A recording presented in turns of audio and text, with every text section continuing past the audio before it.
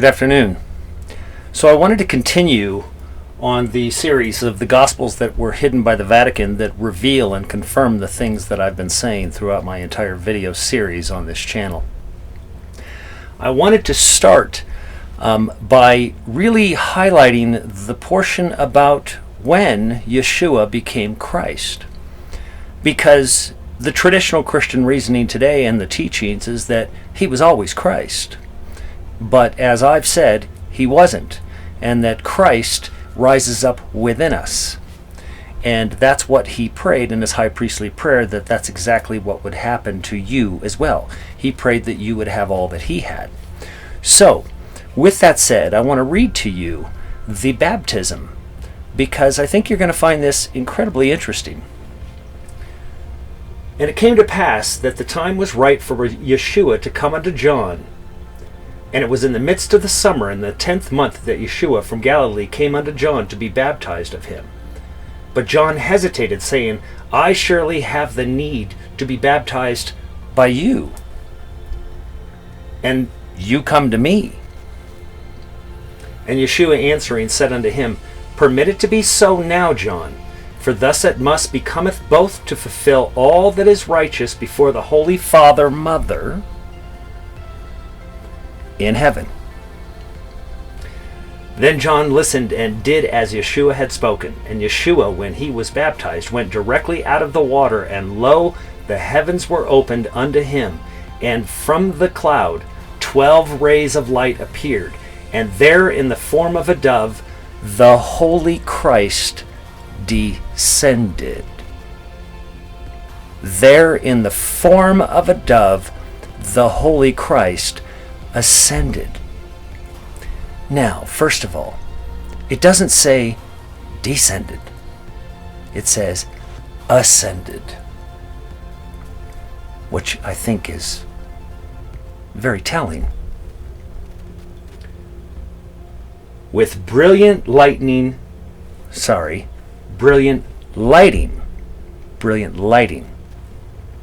upon him. And lo, a voice from heaven was heard, saying, This is my beloved Son, in whom I am well pleased, and on this day I have begotten thee. On this day I have begotten thee. Now that's quite the contrast to what you will hear in traditional Christianity today. Listen to him and obey his holy law. And John bore testimony of him, saying, This is he of whom I spake. He that cometh after me is preferred before me, for he was before me, and his fullness cometh after me is preferred before me. Have we all received even grace, for grace and truth are the holy law, whereby Yeshua Christ, now he's Yeshua Christ, is the fullness thereof. And John continues, saying, I baptize with water, but there standeth one among you, whom ye know not. He shall baptize with water and with fire. For in him are the life and the judgment of the holy law. So he's going to baptize with water and of fire. Now the fire that he's going to speak is what it speaks of, is the judgment of the holy law. The judgment of the holy law being love. And once that is portrayed and demonstrated in such a way that to demonstrate its truth, it will clarify and burn out all that isn't true. So in this holy law that he will speak, that is about love, that is not about killing, that is not about blood sacrifice, that is going after every device of Satan who has exalted himself on high and calls himself God. Throughout all of these scriptures, everything that I've been saying about the God of the Old Testament and which God or the Lord or which Lord is it within the scriptures that you are given today and told that they're all God. Now, why would they want to hide such things? Well, the holy law that he was speaking of would decimate every industry that they had going. Every one of them. The economics of all of their systems, including the economics and the belief systems within their own synagogues, within their own worship centers and temples. He would wipe them out by a reclarification of the laws that were given. As you've heard me say, there's really only one law, and that is love, and every other law falls underneath that. I watched a video of these two preachers talking about how a pastor had said, you only need to honor the law of love. You can ignore the 10 Commandments. Well, because the 10 Commandments become a distraction. And as you've heard me say multiple times, that the 10 Commandments are simply 10 different ways of telling you a single law. And Christ further refined those by saying, love the Lord thy God.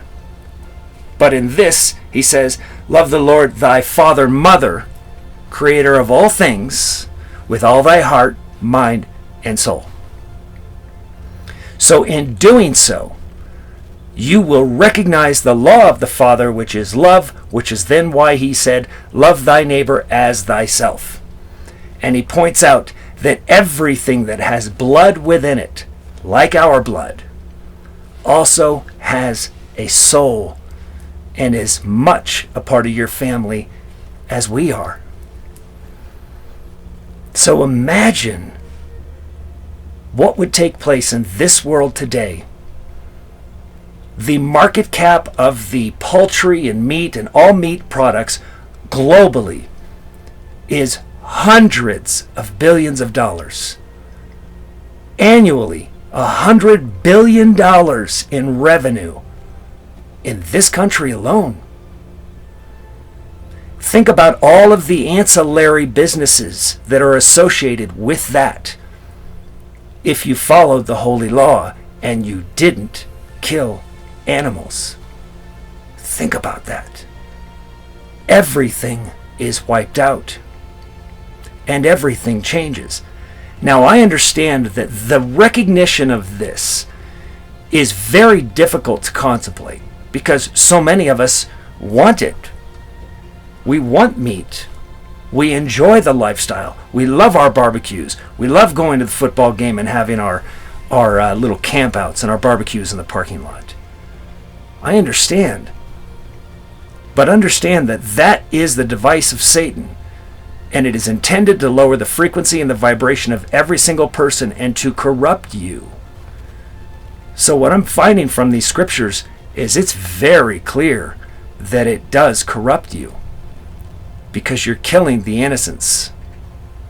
You're destroying innocents. So when he says, he who lives by the sword kills at all, anything, dies by the sword. So in living without the sword, without killing, you will live. So imagine, what if our lives have been reduced just because of the alteration of the frequency of the earth, because of the killing? Think about the sacrifices that we make. Forget about the meat market. How about the 100 million babies that have been aborted and killed? What have we done? What have we allowed to continue? Look at what we see as normal. Let your heart be convicted about that. And just reason within your spirit what that possibly creates. Now I'm going to read a little bit more here, because he exposes the evil of darkness. And one day a certain Pharisee questioned Yeshua and said unto him, How saith that God will condemn the world? And Yeshua answered to them, saying, The Eternal One so loveth the righteous seed in the world, that the only begotten Son cometh into the world, that whosoever shall believeth in him may not perish, but inherit everlasting life. God therefore sendeth not the Son into the world to condemn the world, but that the world through him may be saved from bondage to death and sin. For I tell ye, truly, they who believe on him sent Hear that. They who believe on him sent are not condemned, but that they believed not condemn themselves, because they have not believed in the name of the only begotten God. Thereby this is the condemnation, that the light is come into the world, but the men love darkness rather than the light, because light exposes the darkness. So this is what I say. These truths about what Yeshua was saying, about the true aspects, the true nature of the holy law itself, exposes the darkness of even the religious. This is why Christ said, if you want to enter the kingdom of God, you must be more righteous than the Pharisees and the Sadducees, more righteous than those that are seen in the world as religious. So these scriptures that you've heard of, these lines with these additions, begin to make much more sense as we go through them. Now, it's also incredible here that he speaks to Satan, and Yeshua is speaking to Satan and says to him, you deceived Adam, and when you offered Adam the whole world as well, and he originally refused, you wiped out everything with a flood. So he is telling you in these scriptures that the God that wiped out the world with the flood, just as I've been saying, is Satan. Now, amazing. Why would they want to hide such scriptures? Who could know? Now, the incredible part is Yeshua in the temptation in the wilderness is also offered the whole world, just like in the regular Gospels. Except he's offered what I would say is tantamount to the ring in Lord of the Rings. You notice that everybody takes the ring and they want to take it because they can do good. They can rule the world with good. But then instantly evil comes out of them. And this is precisely what Satan offers Yeshua. Listen to these.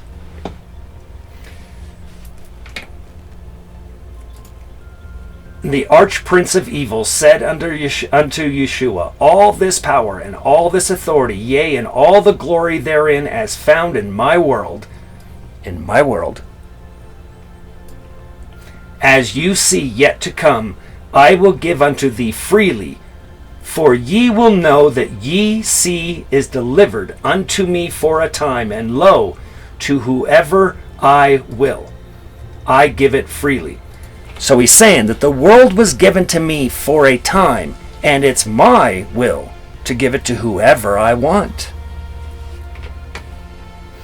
For is it not written, thou shalt have dominion from sea to sea? Again, he's God. So thou shalt judge thy people with righteousness, and the poor with mercy, and make a full end of oppression. So there's the offering of the ring. You can judge with righteousness, and you can help the needy and be merciful. You can do all the things that you want to do. Just worship me. Just do what I ask. Now, how do you think that worked out? Because clearly, the Faustian bargain that the rulers of this world have made with the enemy have done just that. And what do we have? We have a marketplace filled with death and blood up to the horse's bridle. This is what is being revealed to this world today. And this is going to continue. And I promise you that the domain and the dominion of Satan in this world is going to fall. I love you very much, and I'll see you on the next show.